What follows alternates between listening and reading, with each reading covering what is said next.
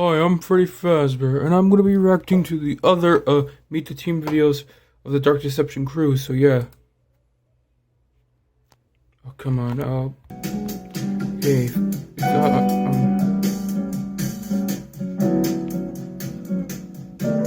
Let's make full screen. Hey guys, welcome back for another round of Meet the Team. Today we're going to be talking with Nixon. Now, many of you already know him, but for those who don't, Nixon is the creator of the hit fan game TJOC Story Mode. Yeah, which is the based Joy on of Creation Scott Story Cawthon's Mode, one of the Five Nights best at Freddy's. Five Nights fan games Now, ever Nixon made. lives in a different time zone than I do, so this is going to be pre-recorded, not actually a live interview like I did with Penn.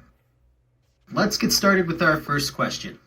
Nixon, when did you first start working on games?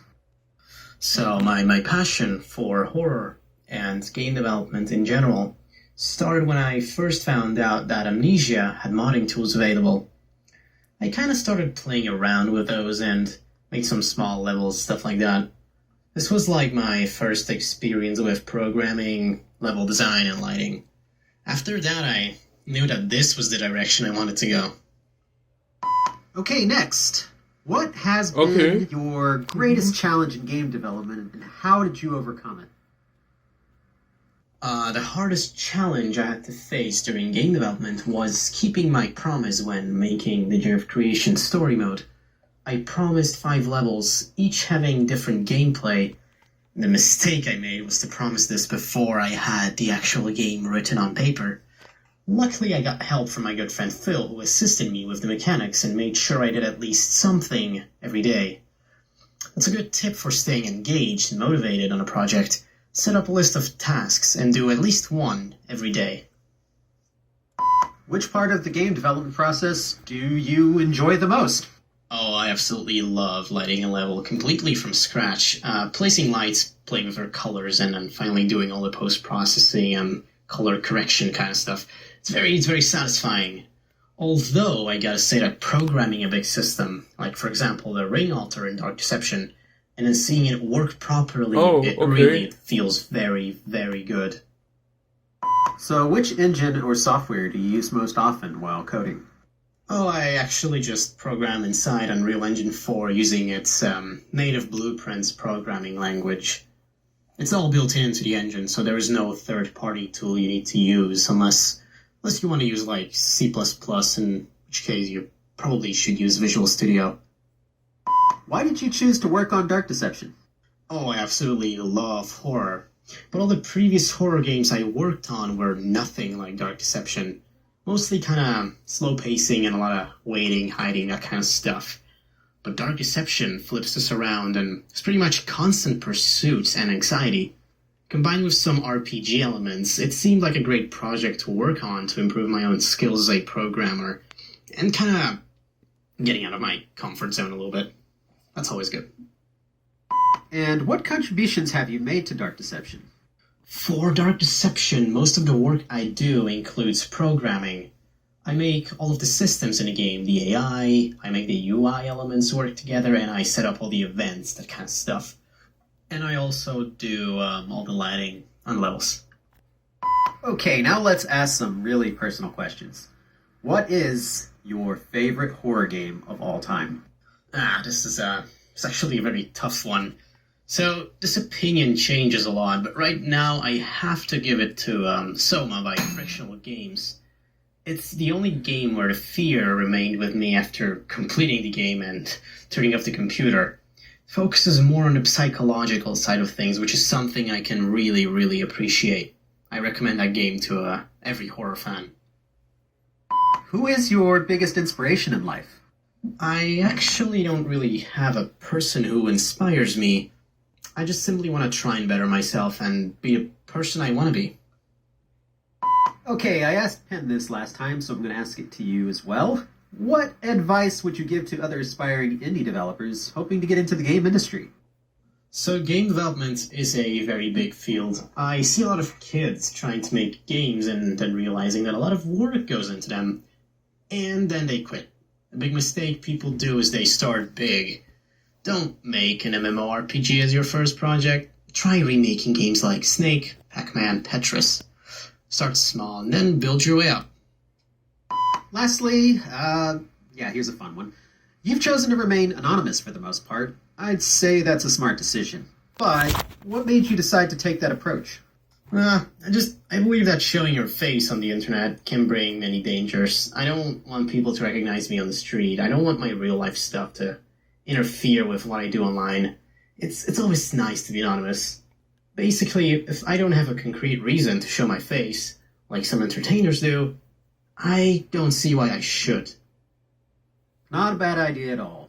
So that's it. This will be where we leave off for this recording session. Next time we'll be talking with Dan Dombrowski, our composer for all of the music in Dark Deception. He's a pretty awesome guy, and that should be a lot of fun. So that'll be it for this time. If you like our Meet the Team series, or if you're here for the devlogs, be sure to like, comment, subscribe, and hit that bell for notifications. Oh, come on. Oh, finally, okay.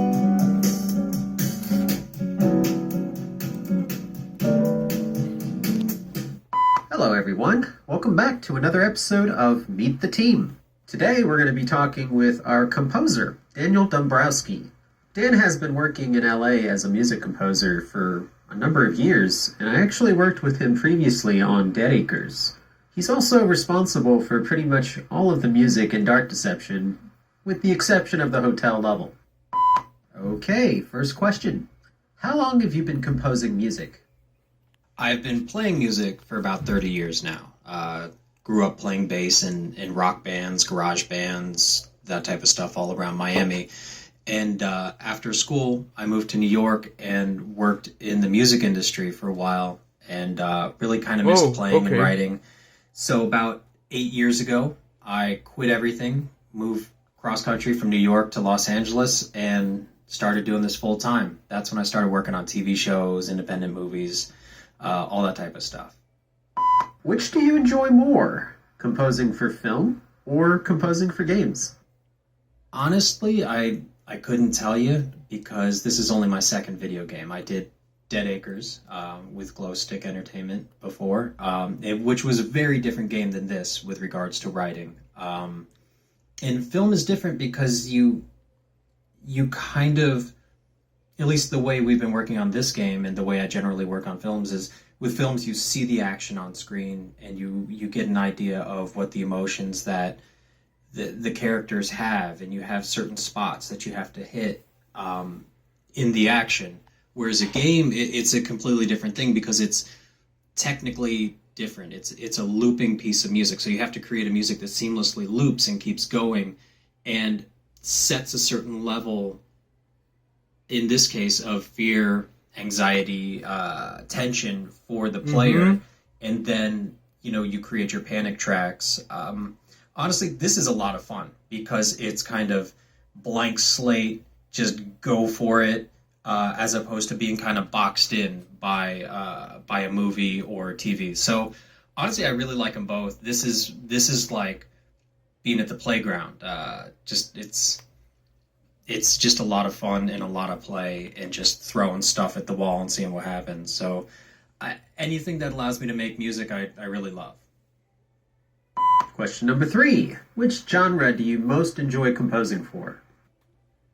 I generally tend towards dark stuff. I really like, either dark or brooding, kind of, or introspective. Anything too happy or bouncy, it's fine for a bit, but I think stuff like this, the Dark Deception type of stuff, or dark electronic stuff, or even some of the independent movies I've done. Everything I do tends to be pretty dark, except for the video game ads I've done that are rapping dragons. But besides that, poppy stuff, I really enjoy composing for stuff like this. Which instruments or software do you use while composing your music? Well, the main program I work in is Logic, and the instruments that I end up using vary based on the project that I'm working on. But for Dark Deception in particular, I've been using a lot of choirs, and honestly couldn't even tell you which choirs I'm using. Choirs, strings, obviously, and been doing a lot with. There's a company called 8DO that makes these aleatoric string libraries where it's just noise that you can throw at things and put in there. So I've been doing that. In addition, I've been kind of using some you'll hear me playing violin on this, and playing violin, it's a very I can't play violin, so it's just screeches and noise and clacking and just nasty stuff. So that's kind of a thing that I'm using a lot on this. Sorry about that. Let's go back. I had this horrible old auto harp that my wife got me at a flea market that's making a lot of noise in there. And sometimes in this score, you're going to hear an Aztec death whistle that drives my dog nuts when I play it. But it's just Okay. the instruments that I use depend generally on the project that I'm working on. But for this, it's a lot of orchestral stuff, choirs. There's some harpsichord in there, and just noise. Anything that makes noise, I'm throwing at it. Is there any musician or composer who you draw inspiration from for your own music? Yeah, actually, there are a lot, because what I'll try and do is weekly, I'll try and pick a composer or musician and really focus on them. You know, check out interviews, songs, everything I can to kind of get a glimpse into their process and what they're doing. But recently, and you'll hear some of this stuff in the Dark Deception score, I've been listening to a lot of Bernard Herrmann, Trent Reznor, and Atticus Ross do some amazing sonic things. Johan Johansson, his score for Sicario and Arrival were just mind-boggling. The Theory of Everything, gorgeous. I mean, the guy was so varied in what he was able to do. I'm going to butcher this next name, but Abel Korzeniowski, who did Penny Dreadful and The Nun. There's an electronic artist who does a lot of found sound electronic called Eskimo that is totally worth checking out. And it's amazing the noises that he can create. And John Williams. Everyone that does what I do is informed by John Williams on some level.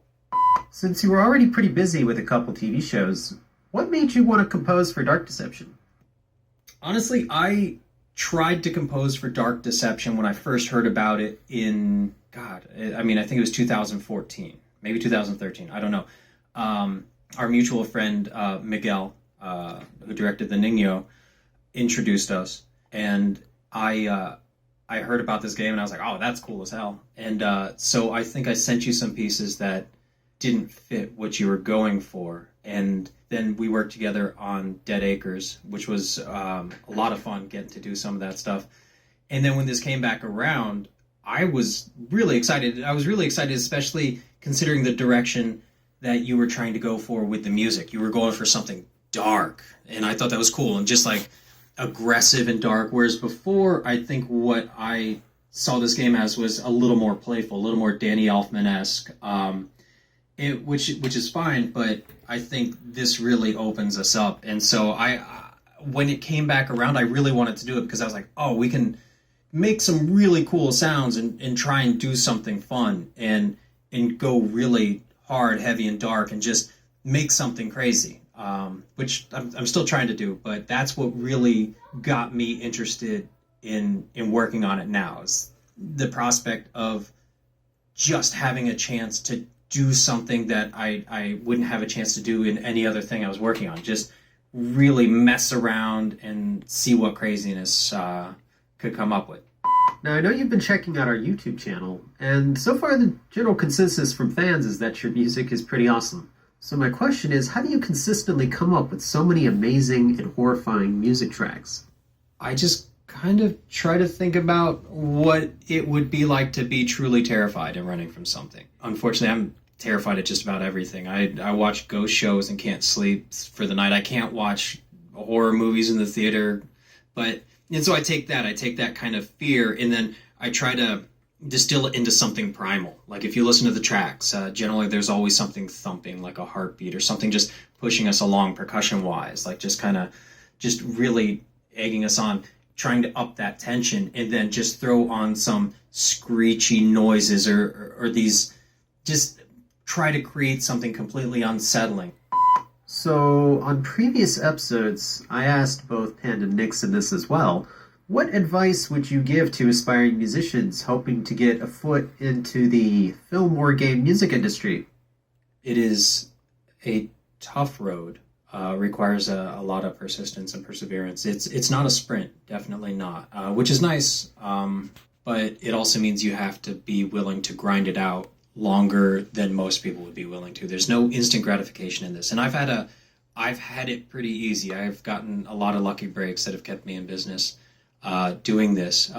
But to learn from as many people as you can, always go into it with a beginner's mind, and there's something to learn in every situation. So take away anything you can from any teacher, any mentor, any book, any album, anything like that, and then try to get better. Constantly try to improve your skill set. Another thing is get ready to hear no. I've heard no more times than I could possibly count. For every one job or project that I get, I've heard no on about 20 or 30. The stuff that you're working on is special. It's special to someone, and you're part of a team, so be a good team player. It's not about you as the composer or the musician. It's about the project. I mean, it's about making this thing the best that it could possibly be. Okay, that's a wrap for this third episode. Okay, that's gonna be it for now. I will record the last one once this one is uploaded. Okay, yeah. This is I'll react to the last one when this one's uploaded. This video is uploaded. So this is Freddy Fazbear out for now.